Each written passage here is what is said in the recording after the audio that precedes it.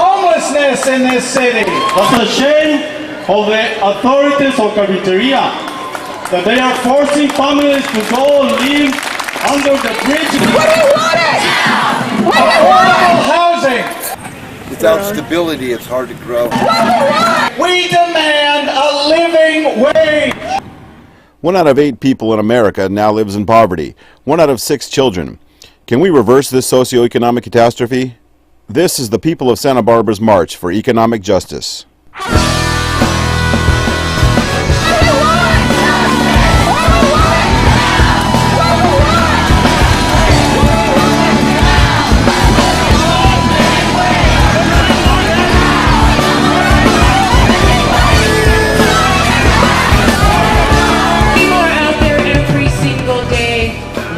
To be out there every single day. That's our tree. When we get up every day and say, what am I going to do today to make the world a better place in my daily life? How am I going to hold myself accountable? Because it's easy to stomp and scream and point at the corporations and the corrupt government. People earning poverty wages, people lacking access to affordable housing, people who are lucky if they have access to health care, and people who suffer the consequences of a very badly eroded public infrastructure. Santa Barbara has come to represent the fact that this grossly distorted picture of prosperity, and we do have a grossly distorted picture of prosperity in this country, it's not a necessity, it's not just, and it is not inevitable. This grossly distorted, it is not inevitable. This grossly distorted picture of prosperity that we have is in fact the product of a political choice. Now that leads me to a second reason that why we're here today. We're here because we didn't make that political choice, and we don't want to make that political choice. That's not the Santa Barbara, that's not in fact the United States that we want to live in. That in fact is not the world that we want to live in. We have another choice in mind, and another side of Santa Barbara to show. A side that doesn't have a distorted picture of prosperity. In fact, you might say we're here to save Santa Barbara. Santa Barbara is a diverse community of different races and people of different income backgrounds. Students, housewives, homeless, Hispanic, alongside people of extreme wealth and opulence. On Mother's Day 2001, the community of Santa Barbara came together and did something that had never been done before. They marched right down the middle of State Street on what would otherwise have been a quiet afternoon of shopping and lattes. They disrupted the status quo of the community, culminating in a rousing, unprecedented rally in the courthouse sunken gardens of Santa Barbara.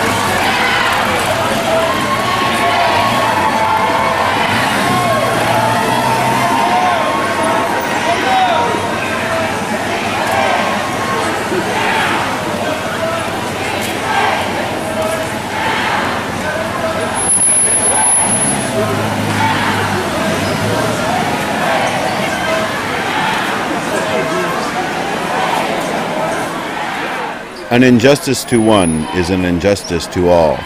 A great American named Ben Franklin once said, "The poor have little, beggars none, the rich too much, enough not one."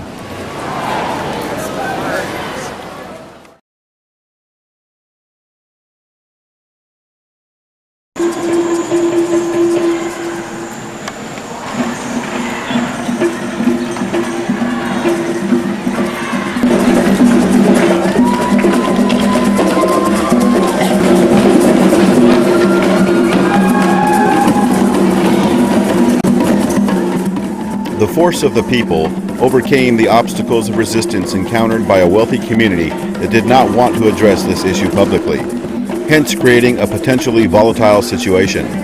Ultimately, the rally continued on a peaceful note with impassioned speeches from homeless activists, migrant farm workers, displaced families, legal activists, and the ACLU, culminating in a beautiful keynote speech from famed Earth activist Julia Butterfly Hill, who brought home the theme that we are all in this together.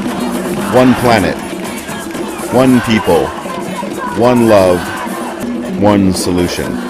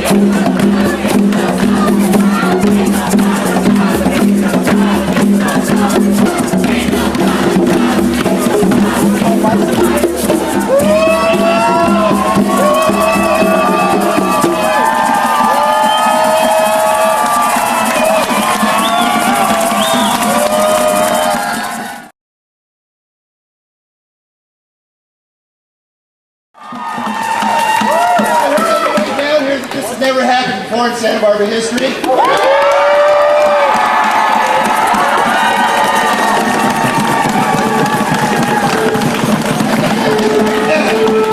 got a professor out there that wrote a book once called Making History, right? He's out there, Flax is somewhere out there. Anyway, so we're making history today. We really are.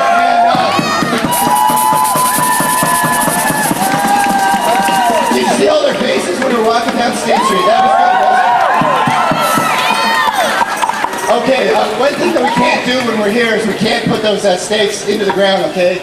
There's a lot of rules, a lot of regulations, so we just have to make sure that, I know, it's stupid, but we have to abide by all these rules.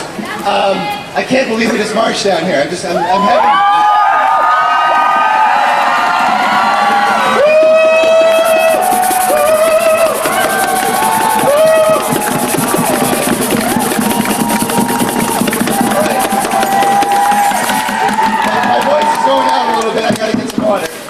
We've got a really good set of speakers. We've got a good band that's coming up, hopefully. We're in some negotiations right now. We're doing this by the seat of our pants. But that's the way social change works sometimes, right? All right, so our first speaker for right now is Steve Rode. He's the president, local president for the ACLU of Southern California, American Civil Liberties Union. Steve Rode.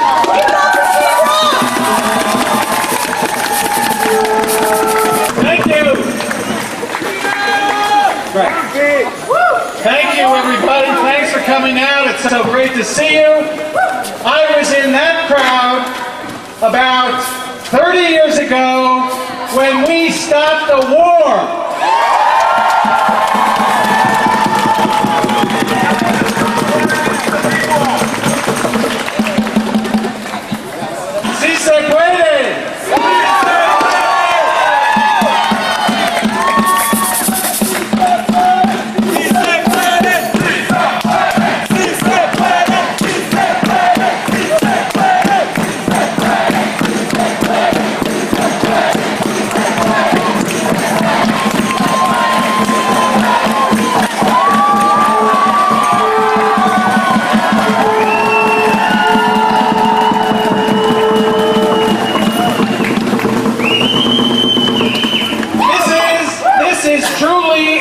historical occasion, and the ACLU of Southern California is proud to be here with you.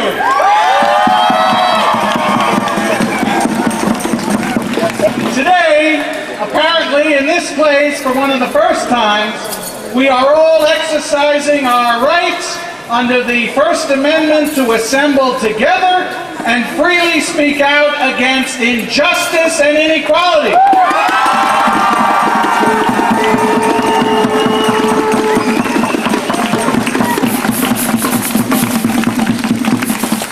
But you know, there are powerful forces in this city who didn't want us to be here today.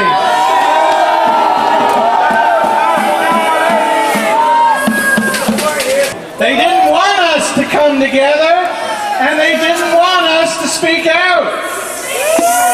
But I'm proud to say that through the courage of Christine Lawson and the Campus Labor Action Coalition,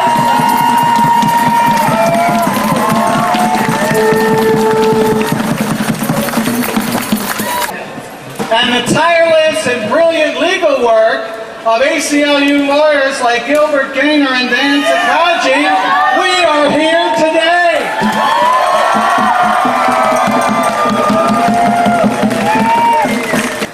Never forget that we've got the First Amendment on our side, and no government official is going to take that away from us.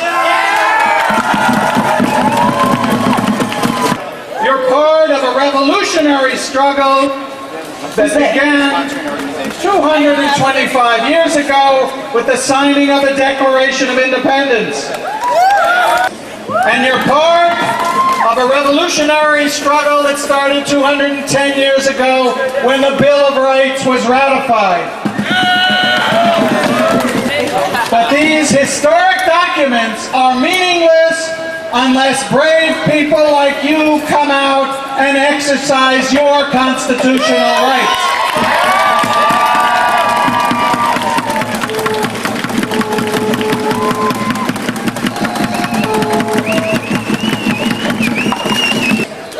And today, we've come together to demand economic justice.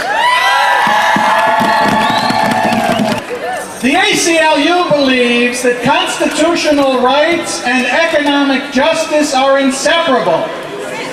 In 1970, United States Supreme Court Justice William Brennan, my hero, a man I wish with all my heart we had on the Supreme Court today, he wrote that economic security is a means to promote the general welfare and secure the blessings of liberty to ourselves and our posterity.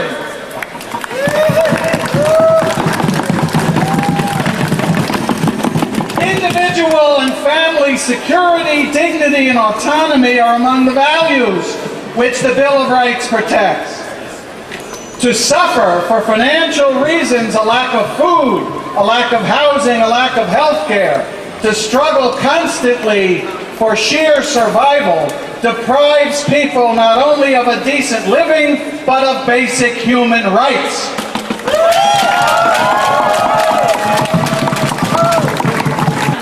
The ACLU of Southern California was founded when a social activist, Upton Sinclair, was arrested for reading the Bill of Rights in support of striking dock workers in San Pedro. In 1934, Sinclair ran for governor of California on the epic platform, End Poverty in California. That struggle continues to this day. Today, you are part of the first annual Santa Barbara People's March for Economic Justice.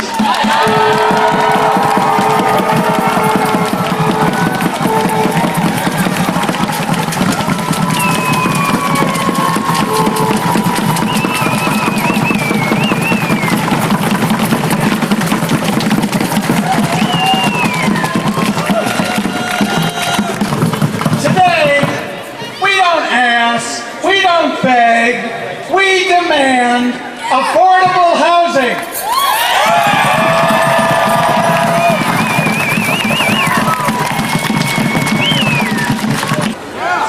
We don't beg, we don't ask, we demand an end to homelessness in this city.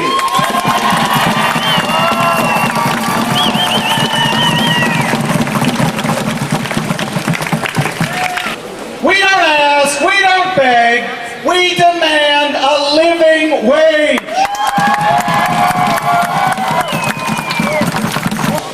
It's a privilege to be with you today, for the ACLU to be in solidarity with you, and we will achieve economic justice. Thank you.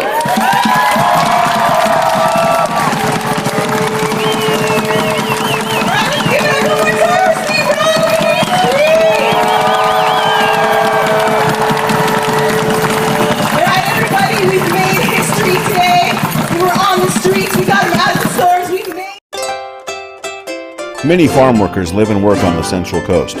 One of the farms, Pick Sweet Mushrooms, was targeted for boycott for taking advantage of farm workers who have little or no recourse. The impact this has on their families and the community is devastating when the cost of living far surpasses the incomes of the people in the community. As a result, good hard-working families are being forced into poverty, forced to live on the street.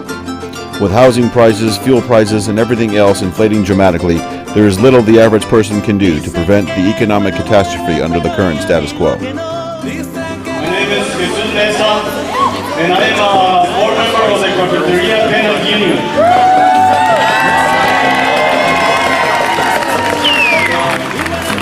I want to say that a lot of families from Cafeteria were displaced from an apartment complex. They were displaced because the city of Cafeteria, with a housing organization, they got a place, but a lot of families from that building were displaced once they got the building. And although they were promised to get relocation, they never did. And a lot of those families went to live to a comfort park that is called Cafeteria Comfort Park, and some of the families were living in tool sheds. And when the city found out, code enforcement went into the comfort park, and they only asked the owner for permission. They didn't ask the residents there. So the Cafeteria Tenants Union was formed on July 18 last year. And we went to the City Hall to protest those actions. Even though we're not against code enforcement, we're against the way they went in. Because the inspectors went in on their car. They were driving on the park and taking pictures. They didn't ask the residents, they didn't inform why they were there, anything. They didn't do anything to inform them. So people were afraid and were bound and were confused. And so we went to City Hall.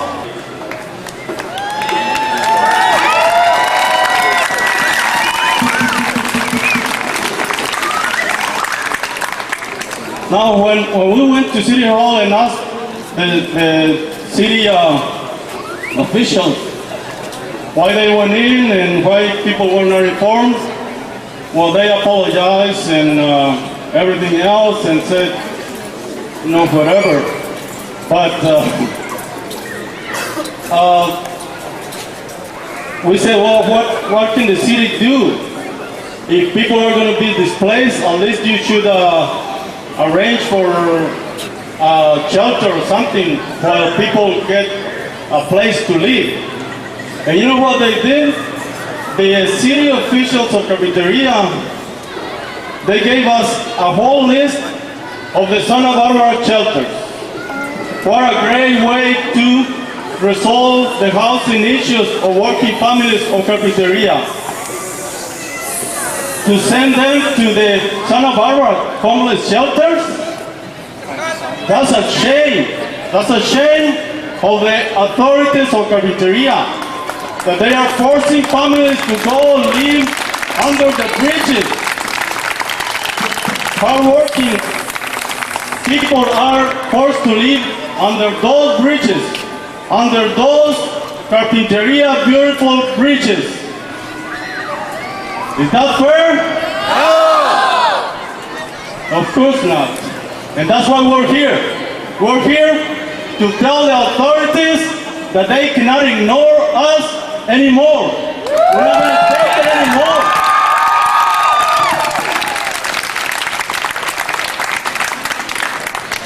A city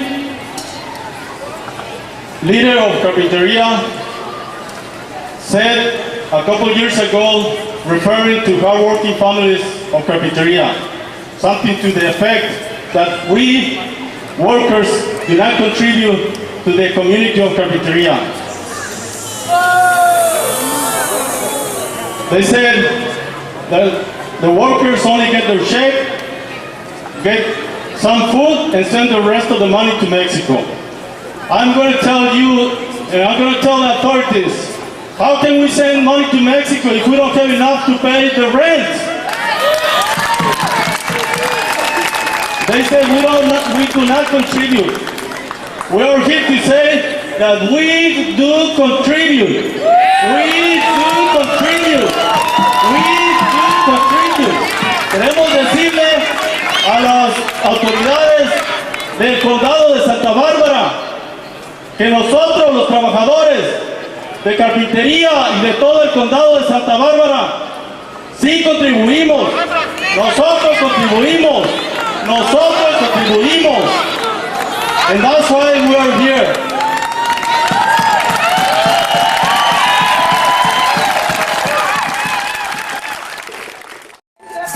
El pueblo unido jamás será vencido. El pueblo unido jamás será vencido. El pueblo unido jamás será vencido. The people united will never be divided.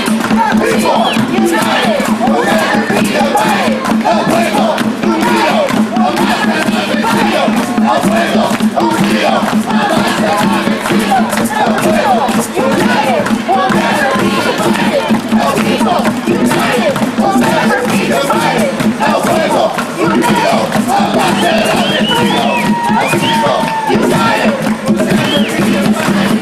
El pueblo unido jamás será vencido. During the march, students, activists, homeless, and farm workers joined forces to protest the extreme gap between wealth and poverty that exists in the Santa Barbara Ventura area, and to expose the injustice and greed that this society has brought upon those not fortunate enough to be able to afford the median housing level, which is over $500,000.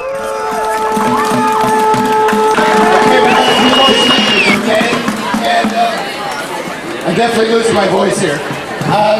Our next speaker is Allison Adams. She's a lawyer with the Committee for Social Justice. I have to tell you, we've actually had some success at the courts.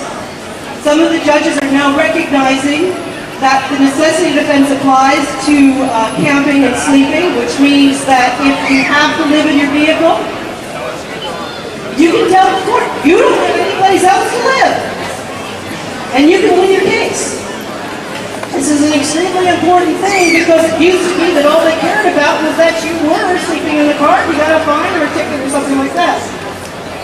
One of the things you need to realize is you're part of an historic movement. This goes back many, many, many years, and it's going to go on into the future. Today is the 40th anniversary of one of the Freedom Rides. It was the Greyhound ride that went from Washington into Louisiana. I just saw on TV. They never made that ride, but they changed the world. Can we change the world, people? Starting when? Now! Keep up the good work, Santa Barbara. I love you guys. Bye. Thank you, Alice. Okay, Allison, I'm sorry. Our next speaker is a longtime activist here. Nancy McCrady's been working on homeless issues, and let's give it up for her. Okay, Nancy McCrady.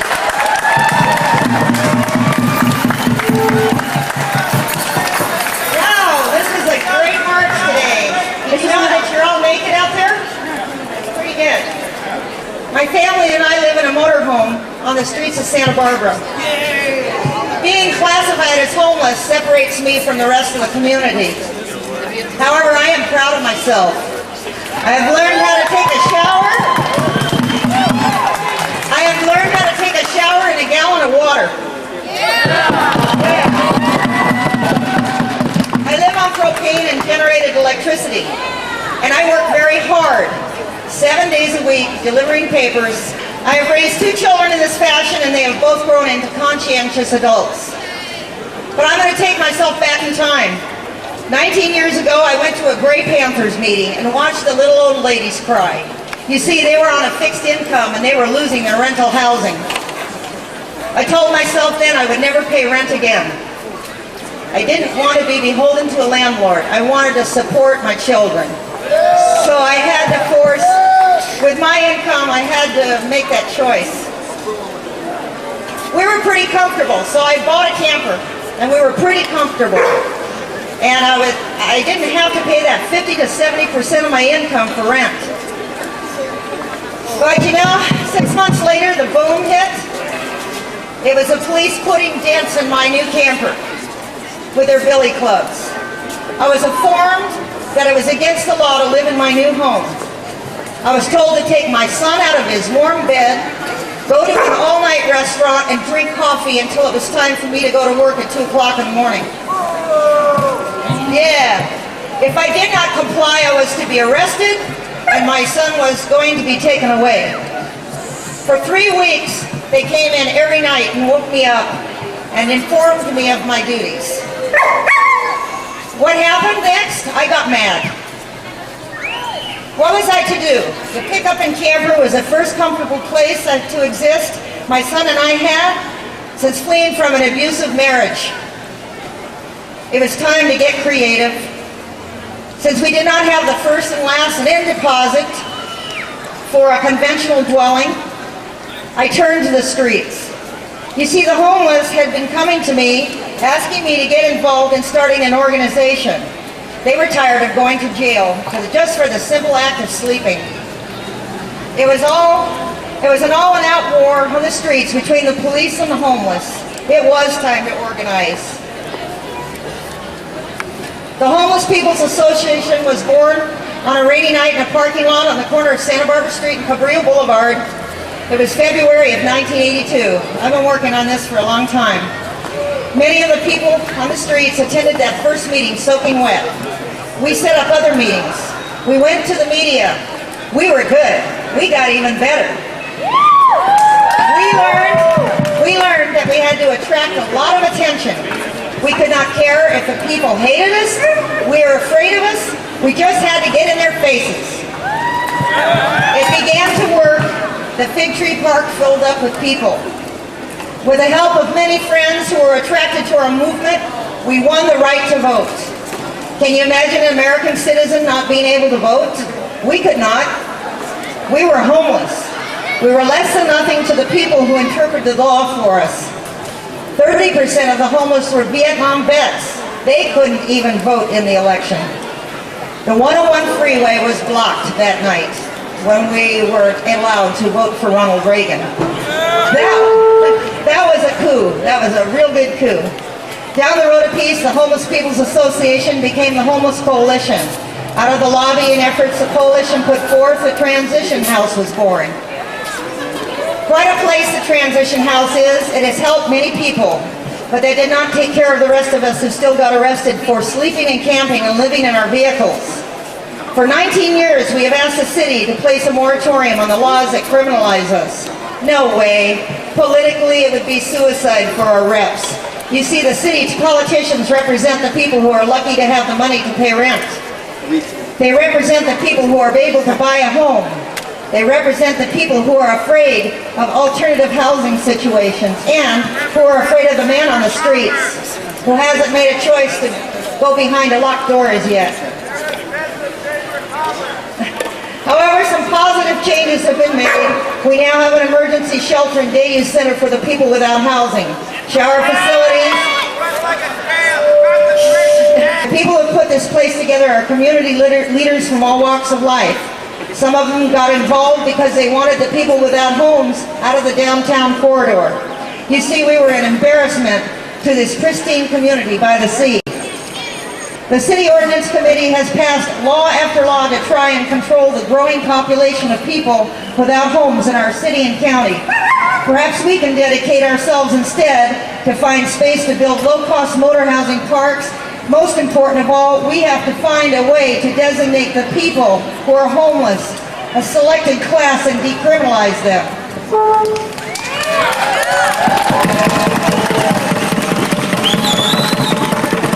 Being part of the homeless movement has always been an adventure for me. I look out at you, the people working for economic justice. I give you this before I leave. Have faith in your dreams, teach the members of your movement to become leaders of men, and never give up. Always use nonviolent means to get your point across, and you will eventually win. Good luck to us all.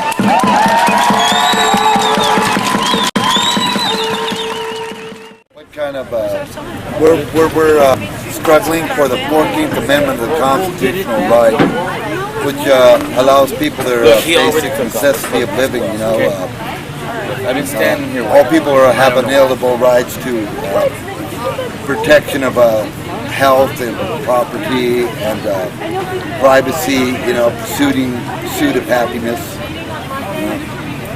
Without stability, it's hard to grow, and that's what we're pretty much. He's a victim of real estate investment. He's paid rent in Isla Vista for years. I've known him. I lived in the same building. And there comes a time where they won't accept HUD housing anymore, and so now he's been homeless for how long? A few years, 3 years now. He's awesome. You know, it's all about the people that really supported Isla Vista all the way through the years when you could get an apartment there for $150 a month, you know. And now all of a sudden there's no rent control. Yep, There's the Latinos and people like us that had been there for a long time, we supported that whole town when the chips were down for the landlords. We paid the rent. There was a lot of vacancies. Now the tables are turned and everybody's getting pushed out. They say they want to have a community out there, but what's the community mean? It's happening all over. They're trying to turn it into Disneyland. It has come to represent not only the extremes of wealth and poverty that we see around us, but the growing gap between the concentrated wealth of a very few in the society and the vast majority of working and middle class Americans. That is what Santa Barbara has come to represent. Santa Barbara has come to represent the great contradictions of a society that celebrates its prosperity, even as it depends for that very prosperity on people earning poverty wages. In fact, you might say we're here to save Santa Barbara from the dangers, the distortions, the vicious cycle, the pathology of inequality and concentrated wealth. Because it is, after all, a pathology.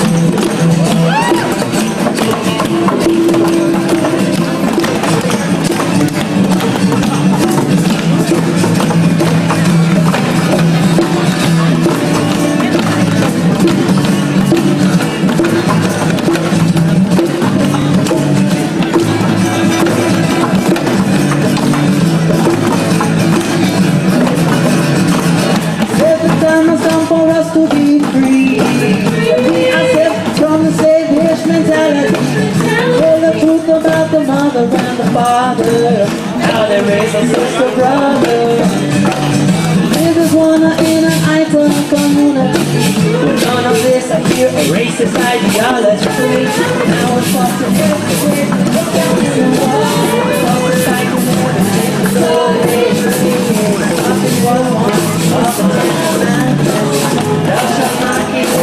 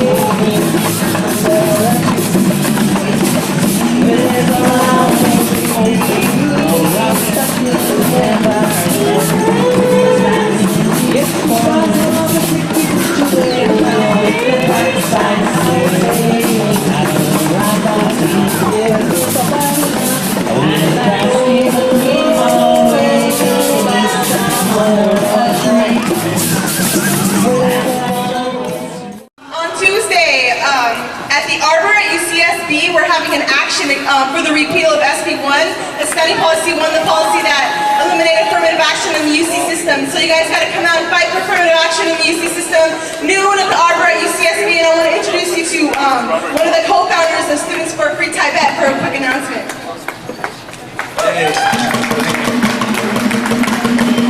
I'm a Students for Free Tibet, and we just founded our organization in hopes to free the Tibetan people from oppression. We found out that the UC Regents have invested our money in ventures that will destroy the Tibetan environment. We're going to have a protest May 22nd on Tuesday in front of Cheadle Hall to urge the UC Regents to divest their money. We're going to condemn them for having our money invested in such ventures. It's amazing to see all these people from such different backgrounds here to fight for the truth. And we wish that we can fight for people in foreign lands as well. So thank you all. Thanks, So come out to the protest this Tuesday and next Tuesday for affirmative action and the Tibetan freedom. Right now I just want to give major props out to one of the main organizers, Ralph Armbruster-Sandoval. One of the most amazing people that we've met. Everybody give it up. Let's hear a round of applause for Ralph. He's done an amazing job in his last voice today, but he knows that all of us out here love him and we thank him for the amazing organizing he's done. Okay, so let's go. Our last speaker, this was supposed to be a theme here, is another revolutionary woman, Julia Butterfly, who spent, of course, many people know, many people have been waiting for her. I've been waiting for this too. I really wanted to see the movie the other day, but now I can see her in the flesh. And I got to read her book. I'm going to read her book for sure. So it was kind of planned for this, and it's really great that we have Julia Butterfly here to speak with us.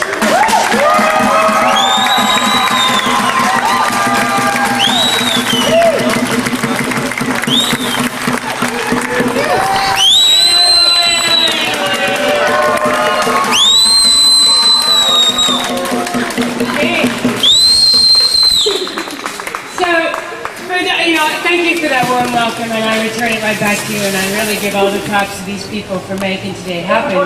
I know how much effort it takes to pull something like this together, and I really honor the hard work of these individuals and the other people who help make it happen. And I know, though, that there's some people, even with that warm welcome, there's some people who might be thinking, what is a granola munching, tofu eating, tree hugging hippie like Julia Butterfly doing at an event like this? And as was mentioned a moment ago, and what my heart was compelling me that I want to touch on today, is that the same forces that are destroying the redwoods, the same forces that are oppressing and destroying nature around the world, are the same exact forces that are oppressing and destroying the people of this planet. They're the same one. And we are seeing it more and more and more under NAFTA, under the Free Trade of the Americas Agreement, under World Trade Organization, under World Bank, IMF, this alphabet soup of corporations and corrupt government officials who are stealing from the planet and the people on it and taking everything and not caring who pays the price under supposed free trade. And so I think it's really, really powerful that people are coming together like you are today. Why? Because these people have gotten the power they've gotten because slowly over time we've given it away. Day after day, we've given it away. So today can't stop with today. You understand, I hope, that today can't stop with today. We have to have more than just occasional jumping up and marching. It's got to be an everyday thing. It's got to be an every moment of everyday thing.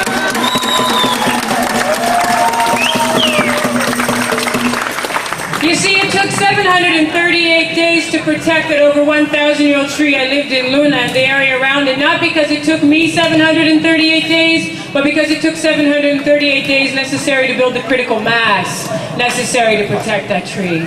Now every day I gave it all that I had, every day, day in, day out, day in, day out, day in, day out. And then other people gave what they had and gave what they had, and that's what builds the critical mass. So the people who put on this event today, don't make them be the ones that are always going to have to shoulder the responsibility of making these things happen. Keep these signs that you have, don't throw them away, and every break you have, march around with that sign and let the public know that the issue's not over with.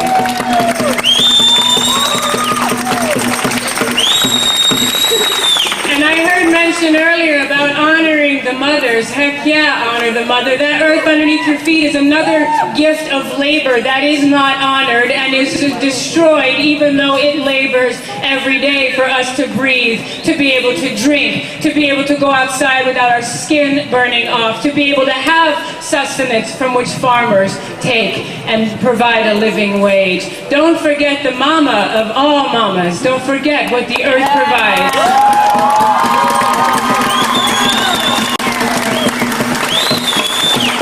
There are no jobs on a dying planet. Yeah. We must recognize that the two come together, and I think it's beautiful that all of you here today and the organizers recognize that, and I feel so honored to be able to come and honor the brothers and sisters who are in struggle right now, demanding fair wage, demanding the ability to live in Santa Barbara, in this area, be able to afford to live, to be honored for our hard day's work. And I heard mention, well, when you go into the Papa John's and the Pizza Huts, you know, tell them to stop using those mushrooms. Don't purchase from Papa John's and Pizza Hut.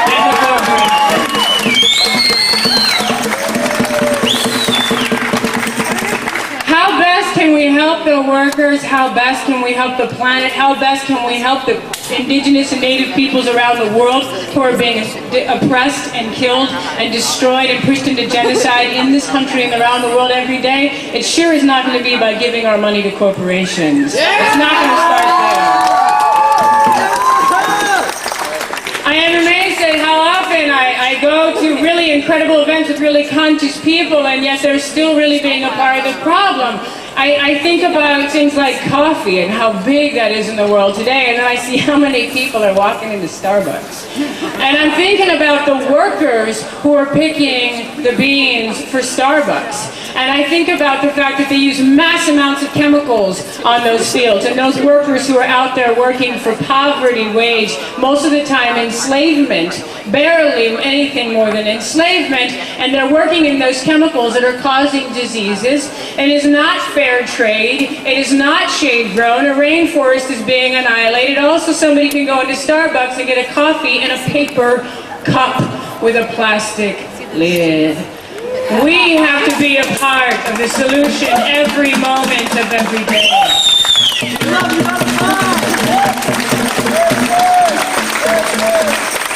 So coming to an event like today is important, but it can't stop here. For all of you who had a great time today with the Creator blessing us with a beautiful day, with great music, with strong solidarity, don't let this inspiration and this magic and this power die today. Take it out there, take it into the streets, take it out into the forest. My brothers and sisters are still in the trees in Humboldt County in California. They are still on the front lines. They are getting arrested every day. They're getting pepper sprayed by police. They are being oppressed and hurt just like the workers in this county are.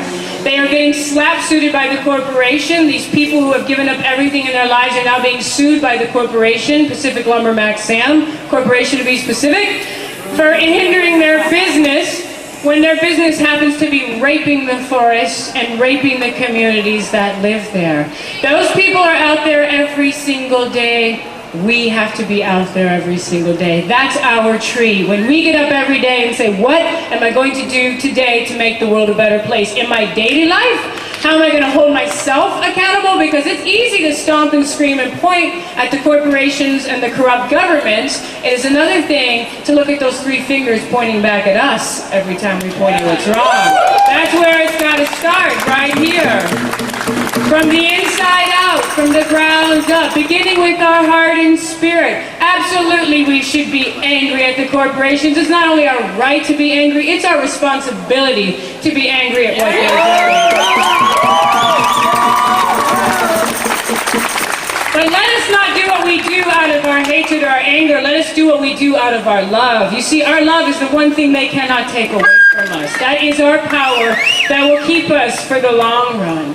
Let's show them what love in action is all about. It's more than sitting around feeling groovy. It's about being out there every moment, every day, saying, we will not accept you destroying the future, and we're going to be a part of creating the future we want to live in.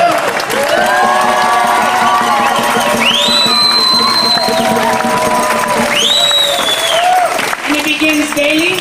And then it goes community. We are here today because of the community. I am here today because I want to support your community. I want to support the brothers and sisters that were up here talking about what's happening to them. They are not a statistic. They are not a martyr. They are not a poster child. They are a human being with blood pumping through their veins, and they deserve respect just as much as the blood that pumps through the earth underneath our feet.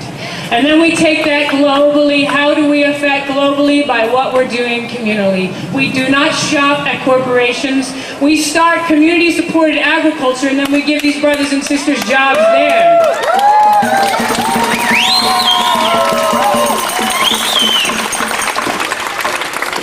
The corporations and the corrupt governments only have the power because day by day we gave it away. And some people say, well, I didn't give it away. One thing I learned in the last few years of my life is that our inactions allow ourselves to be oppressed. That gives our power away to the oppressors. Anytime we see an injustice, every moment of every day, as you're walking down the street, if you see an injustice, stop right there and do something about it. Don't keep walking on. Be a part of the solution every moment of every day.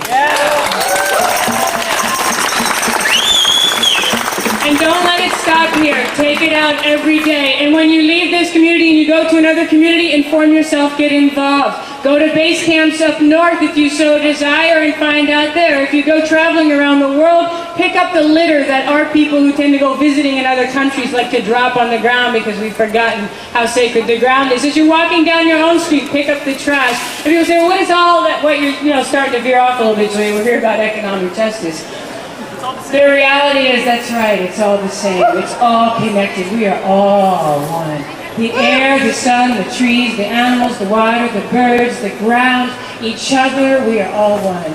And if each and every one of us every day wake up and say, today I am going to live a life of loving, joyous service in action to the world, then you will have found your own tree to sit in. Because I can't do it by myself. I don't want that responsibility. I'm just a human being giving it my best every moment of every day. And I'm here to ask that you do the same. Thank you so much. I'm so much.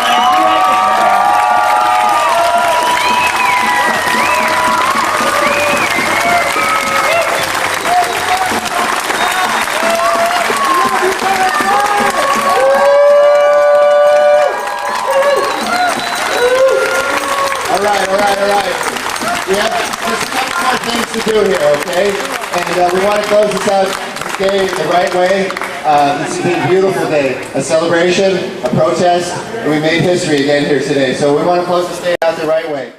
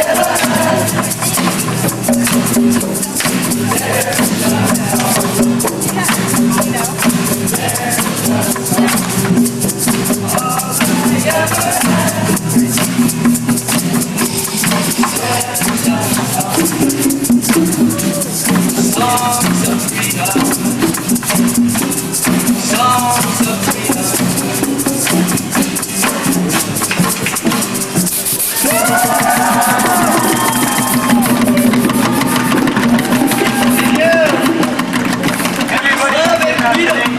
Oh, Ron, all you do. Okay, like, I'd just like to get one more scream for everybody here.